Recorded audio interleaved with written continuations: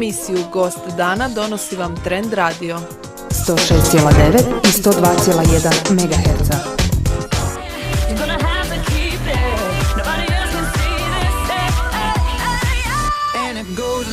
Da, dobar ritam prije svega, što volim najaviti gotovo prije svake emisije Gost dana.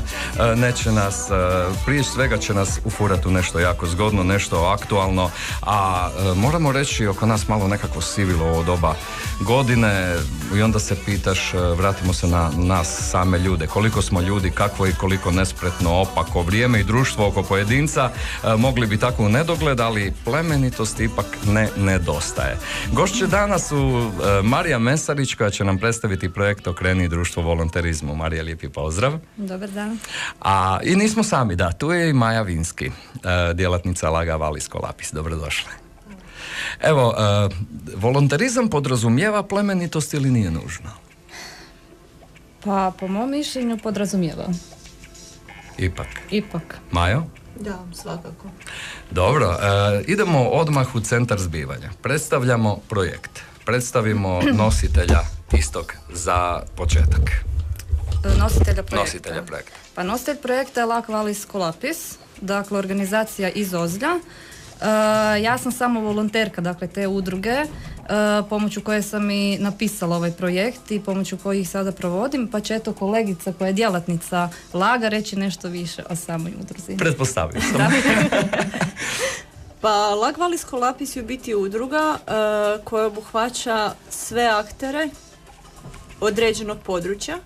On je osnovan sa ciljem razvoja određenog područja. U našem slučaju to je 11 općina i gradova na području sjevera Karlovačke županije.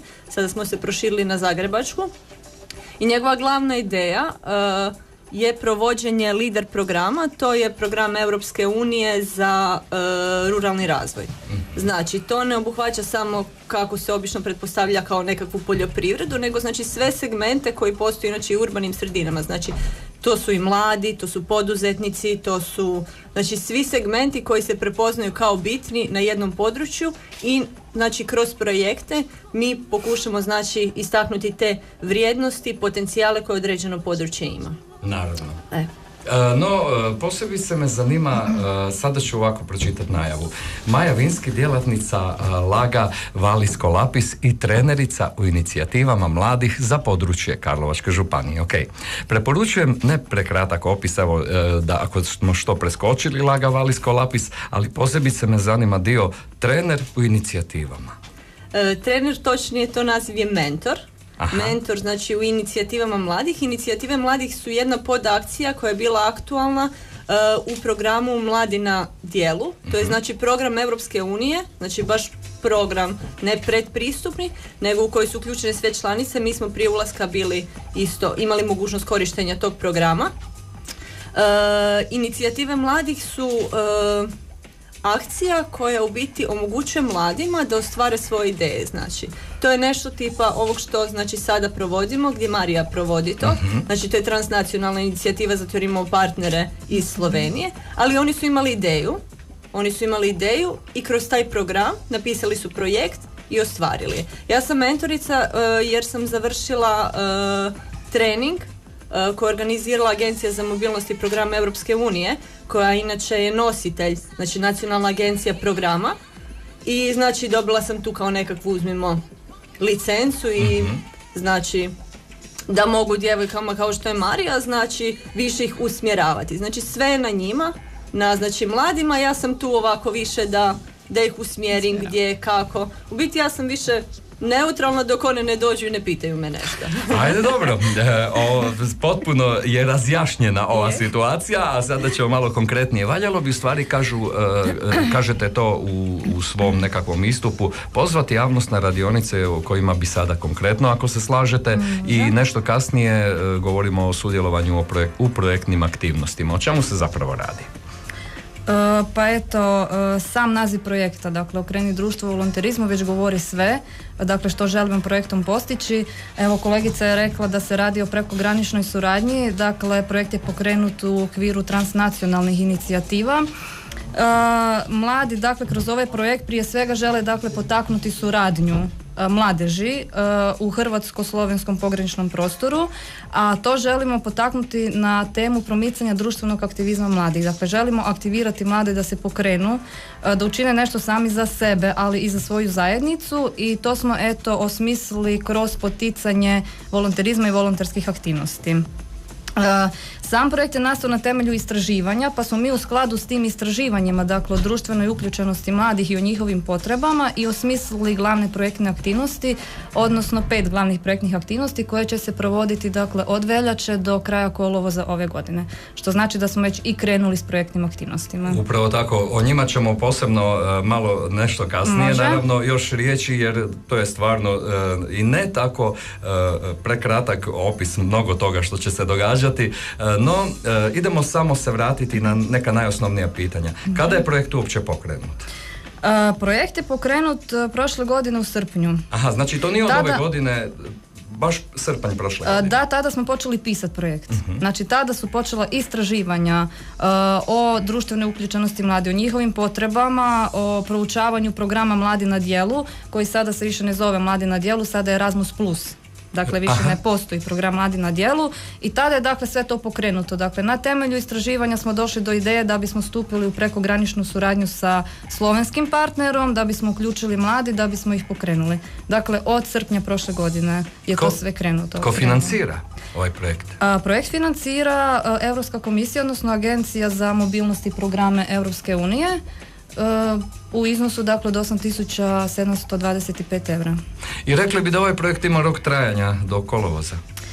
Da, to smo mi odredili da će projekt trajati do kolovoza. Inače je bilo, dakle, u uvjetima pisanja projekta, mislim da je bilo 18 mjeseci, dakle da se projekt može provoditi unutar 18 mjeseci, ali eto, nama je najviše odgovaralo do kraja kolovoza da provedemo.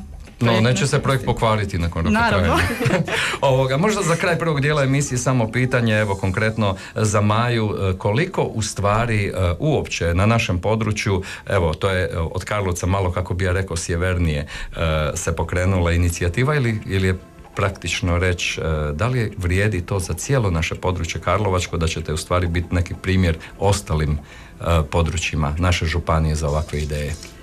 I korištenje, recimo, konkretno EU sredstava. Pa mi se trudimo, znači, što više mladih uključiti u te nekakve projekte, motivirati ih da sami pišu. Prošle godine smo proveli 2 razmjene mladih u Dugoj Resi, znači gdje su se mladi dosta... Aha, nije samo ozeljsko područje, to je bilo bitno. Ne, apsolutno ne, to je cijelo područje Laga, znači to je 11 općina i gradova na području Karlovačke. I sad smo prošli na Zagrebačku županiju. Obuhvaća, znači, sjever Karlovačke županije, znači to su Kamanje, Žakanje, Netretić, znači gradovi Ozalj, Duga Resa, čak i ruralna naselja grada Karlovca, znači uključuju to, Pisarovina, Lasinja, Pokupsko.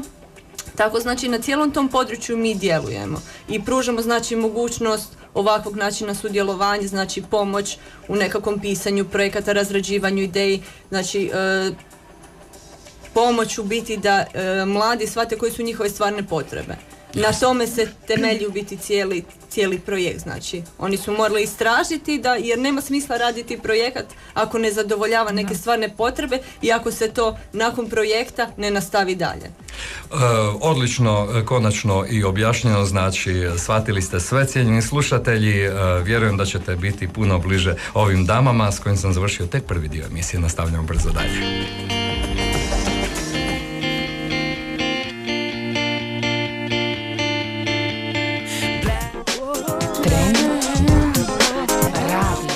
Emisiju Gost dana donosi vam Trend Radio 106,9 i 102,1 MHz.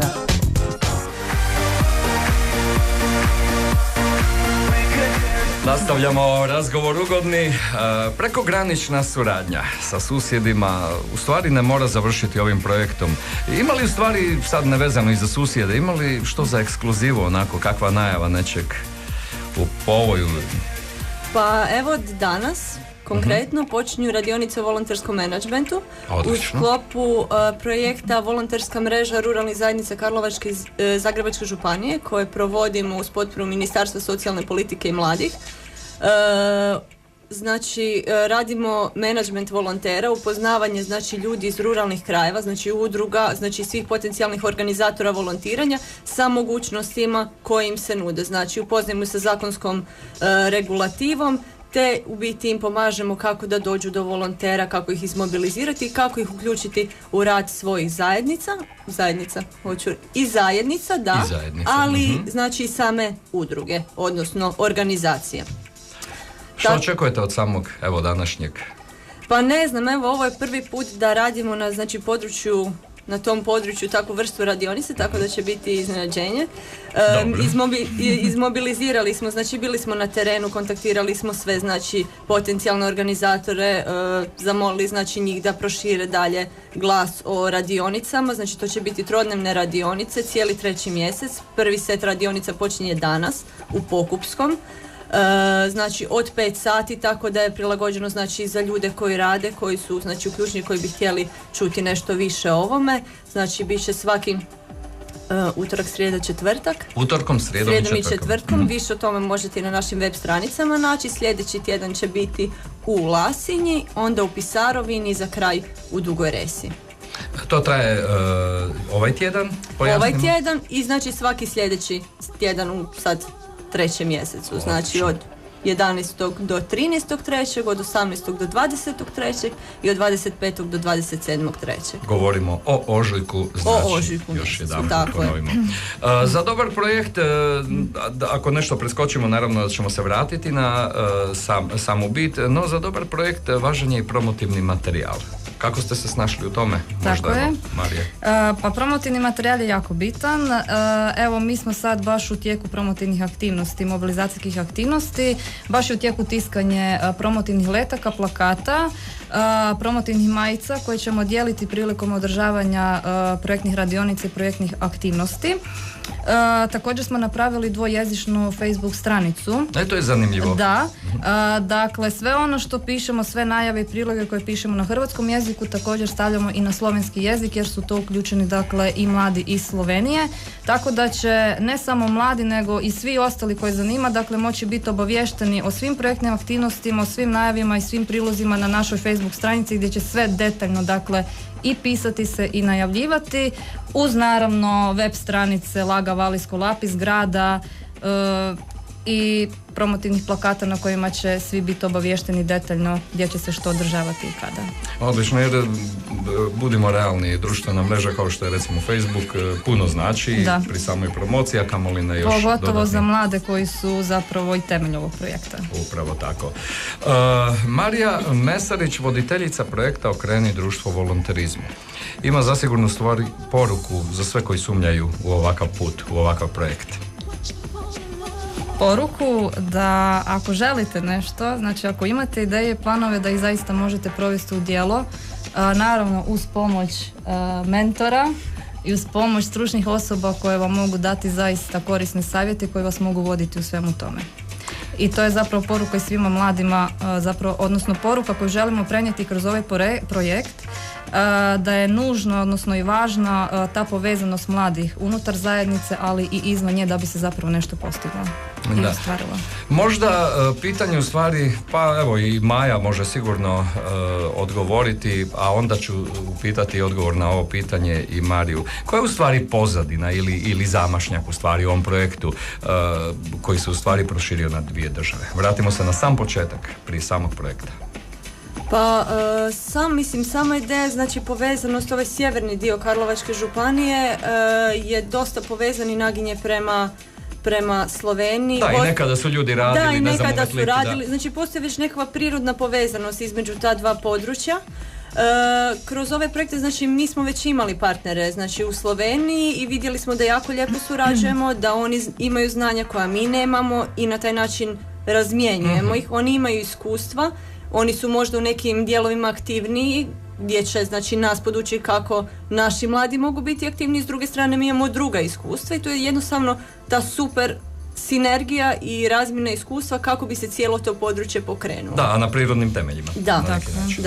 Da. I temeljeno znači sve na nekakvom istraživanju potreba, znači imamo, znači jasno sad nije da smo se mi smislili idemo sad pisati projekt radi projekta, nego na stvarnim temeljima i na stvarnim potrebama. Još bih htjela svakako naglasiti da Marija radi ovaj posao volonterski, ali opet to nije besplatno, znači znanje koje će ona stječi kroz ovaj projekt učinit će ju kompetentnim, znači to je znanje koje se ne dobiva samo tako i treba ga facilitirati i mi ćemo u sklopu toga, znači njoj će biti izdana i volonterska knjižica, potvrda o volontiranju i ono što je sada užasno aktualno i jako bitno, potvrda o kompetencijama stečenim volontiranjem. Tako da ćemo mi u sklopu toga, mi zajedno prolazimo taj proces, znači šta smo naučili, šta ćemo raditi i na koji način ćemo usmjeravati sve to, ali opet znači u smjeru, konkretno Marija je nezaposlena, znači u smjeru jačanja njezinih kapaciteta kako bi postala konkurentnija na tržištu rada i na kraju krajeva se zaposla. A ovo je odličan primjer, znači jer ovo je znanje koje se može primijeniti stvarno u svim sferama. Jer je ovo tipičan primjer europskog projekta i logika europskog projekta je tu. Jasno. U stvari to je bilo, da li se to moglo ostvariti i prije nego što smo ulazili realno u Europsku uniju ili ipak je ovo opet, nazovimo taj nekakav prirodni put otkako smo članica Europske unije? Mi se cijelo vrijeme u biti pripremamo za to. Ovo je program koji je bio aktualan i prije našeg ulaska u Europsku uniju. Mi smo imali mogućnost da se, znači, da kroz to vidimo kako u biti funkcioniraju europski fondovi. Znači, pogotovo ovi socijalni fondovi. Jednom kad se to savlada, mislim, logika je tu. To nije nikakav, znači, to nije, mislim, je znanje, ali nije ništa šta ne bi se savladalo. Jasno. Idemo na još jednu kratku glazbenu pauzu, nastavljamo ovaj razgovor.